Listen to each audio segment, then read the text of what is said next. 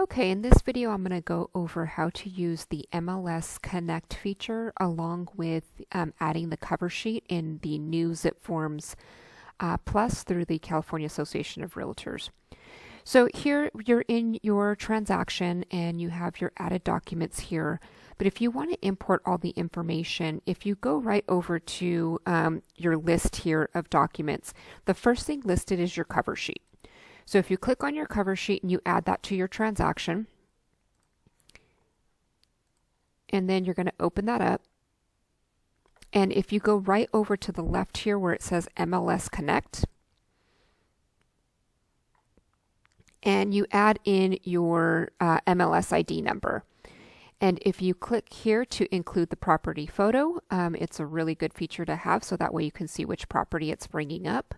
You want to make sure that that matches your property that you're trying to import. And with that being said, it's because you want to make sure that it is retrieving the correct information here. So you're just going to click Import.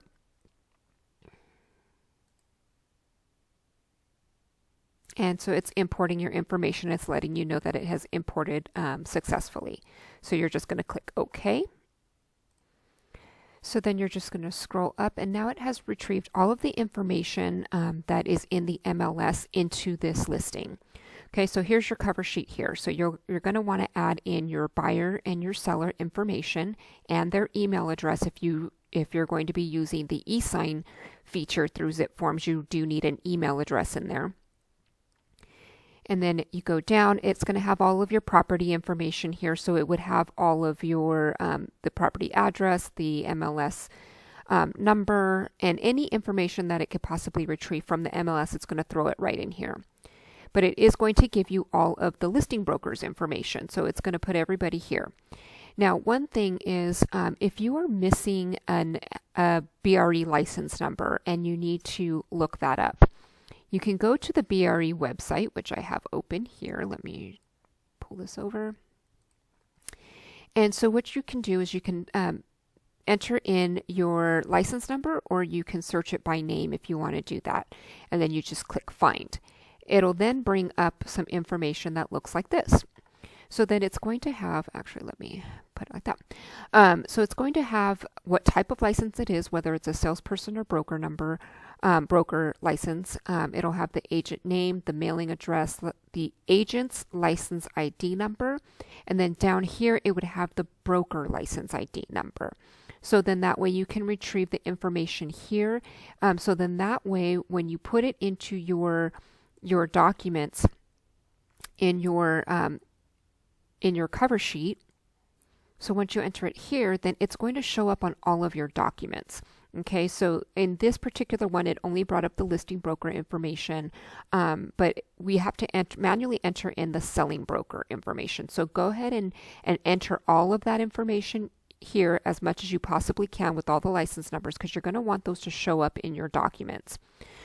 So if I go to the residential purchase agreement, you will see here, that it pulled in all of the information that was in that cover sheet. So it'll auto-populate all that, and it'll save you lots of time of having to do that. Okay. Now there are a few documents that you have to be careful with, that you may have to manually put the information in. It does not auto-populate. For instance, your representative capacity forms, for some reason it does not auto-populate this information, so you're going to have to still review your documents to make sure that everything is in there. So you would just type in the information. A couple of these have drop-down boxes, so you'll be able to just click on the information, but some of them you do have to manually type in. Now, the one thing you are going to have to remember is on your cover sheet, if you do have a seller or a buyer that is a trust, an LLC, or a corporation, you're going to want to put in the name of the trust or the corporation, not the signer. Okay, so if this was John Seller Family Trust, then you would want to put that information on your cover sheet, so that way that auto-populates on the seller line on all of your documents. The RCSD covers on here who the signer is for that particular entity or trust. So just remember that you're going to want it to show up as the full trust name or the full LLC name. And then when you're doing an e-sign, you're just going to have to change the name, and we'll have a separate video on how to do all of that. So that concludes this video on how to use the MLS Connect.